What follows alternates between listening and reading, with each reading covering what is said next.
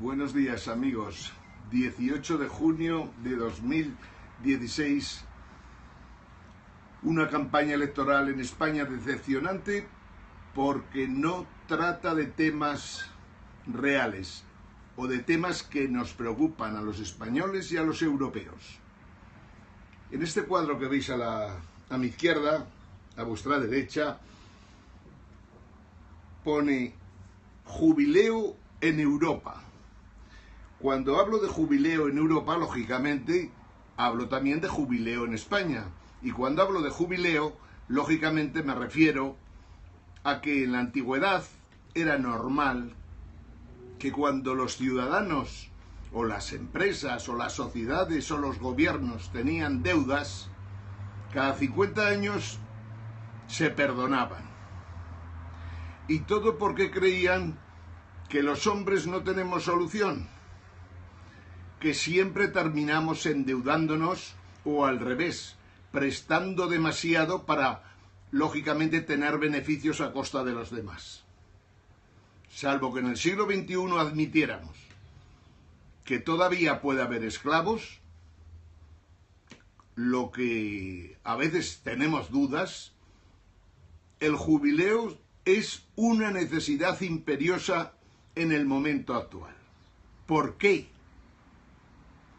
En el cuadrico del que hablamos os dice como primer punto, aunque podría empezar por el quinto, pero vamos a seguir el orden. Todos los bancos importantes de Europa están quebrados.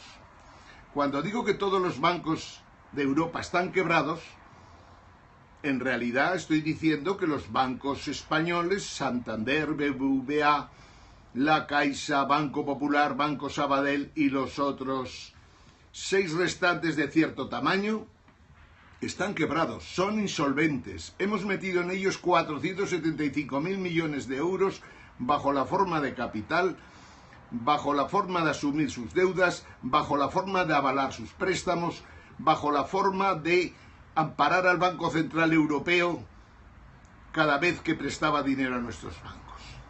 475.000 millones de euros, que es más o menos algo más del 45% del PIB español.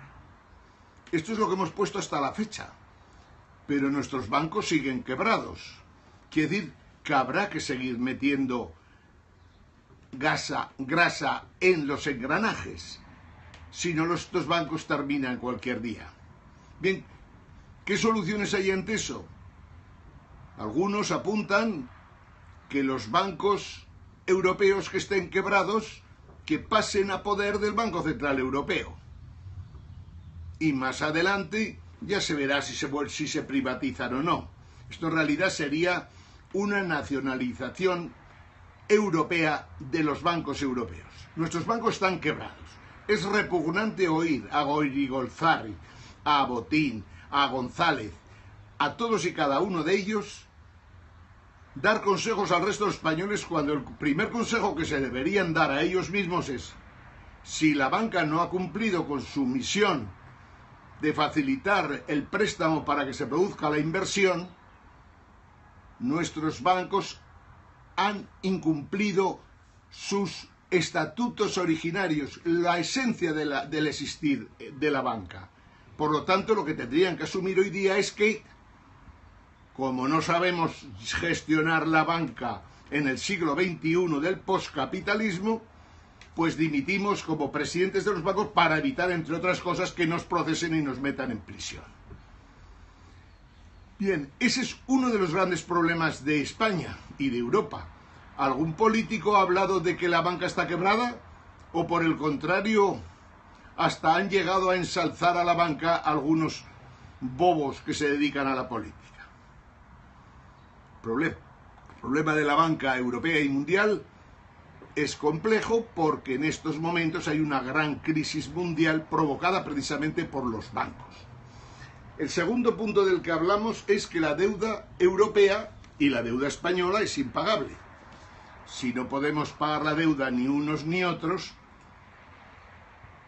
especialmente porque es imposible que podamos generar a lo largo de los próximos 50 años, vía exportaciones menos importaciones, los saldos necesarios para atender esta deuda, la lógica sería plantearse seriamente si hay que hacer quitas de la deuda, un jubileo a nivel de las deudas soberanas de los países. ¿Quién se opone? El mismo de siempre. Los Estados Unidos pueden estar de acuerdo, el Reino Unido también. Los alemanes herederos del Tercer Reich, hijos o nietos, representados en el gobierno alemán de Angela Merkel, se oponen. Se oponen cuando ellos se han beneficiado a lo largo de la historia de quitas importantes de deuda. Alemania se opone a algo que parece lógico. Si Alemania se opone a algo que parece lógico, la racionalidad nos diría que habría que echar a Alemania de Europa, puesto que su presencia imposibilita cualquier solución racional a los problemas. El tercer punto del que hablamos es que el euro se ha castrado la inversión en toda Europa. Ya no hablamos de Alemania, de Italia, de Francia, de Reino Unido, de España. Hablamos de todos. Si no hay inversión, porque los detentadores del capital tienen serias dudas de que las inversiones conduzcan a obtener unas rentabilidades atractivas, pues quiere decir que vivimos en un continente en el que aquellos grandes proyectos de los años 60, 70, 80 incluso, aquellos grandes proyectos antes de que la Europa se convirtiera en una Unión Europea de Alemania, no una Unión Europea alemana, no, una Unión Europea de Alemania, a partir de ese momento dejaron de hacerse inversiones conjuntas, al menos que hayan podido funcionar. Y es terrible, o sea, proyectos como el Airbus en su día se pudieron hacer por la colaboración en Europa. Los proyectos, lógicamente, del ciclotrón en Suiza se pudieron hacer porque había una conciencia europea. Había una conciencia que no primaba los intereses de un país sobre los de los demás. Aquí en el siglo XXI estamos repitiendo lo que ocurrió en el siglo XX en dos ocasiones y que acabó con dos guerras mundiales, en que los alemanes hicieron salvajadas, y no solo los alemanes, también otros países, pero sí que fueron los alemanes los únicos que se atrevieron a gasear a la gente en los campos de concentración. Estamos entonces en un continente en el que no hay inversión porque Alemania se opone a buscar soluciones racionales. No solo se opone contra los países pequeños de Europa, sino que se está oponiendo incluso contra los planteamientos de Estados Unidos, China, Japón, etc.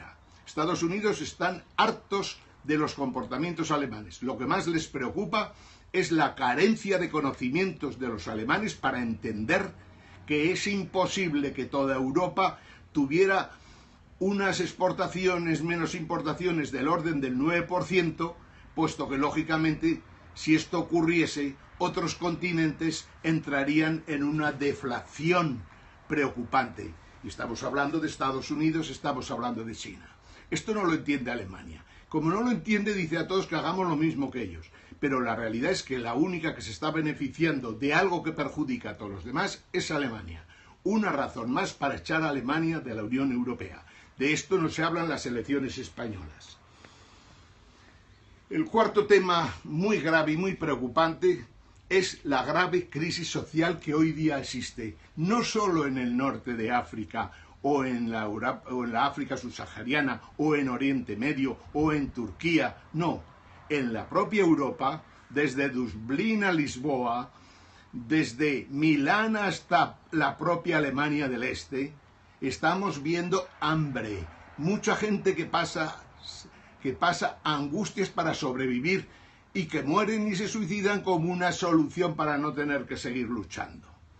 En Europa se está gestando una tercera guerra mundial en la medida de que somos incapaces de hacer políticas conjuntas que no solo se preocupen de Alemania, sino que lo hagan de toda Europa y, de paso así, ayudar a que el mundo más o menos pueda haber unos ciertos equilibrios económicos, políticos, de defensa y sociales que permitan salir adelante. Europa tiene en estos momentos un gran problema sobre la mesa que se llama Brexit.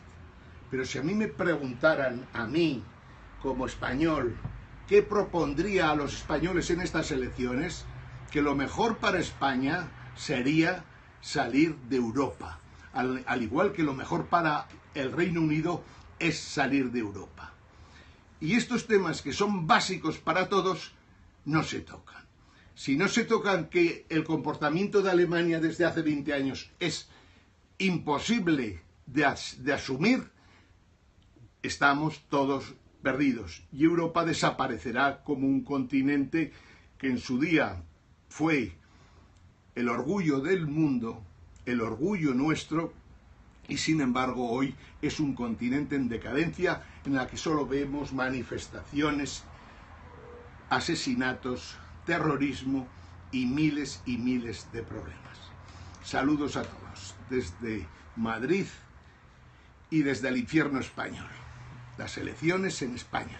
Ángel Jimeno. Saludos a todos.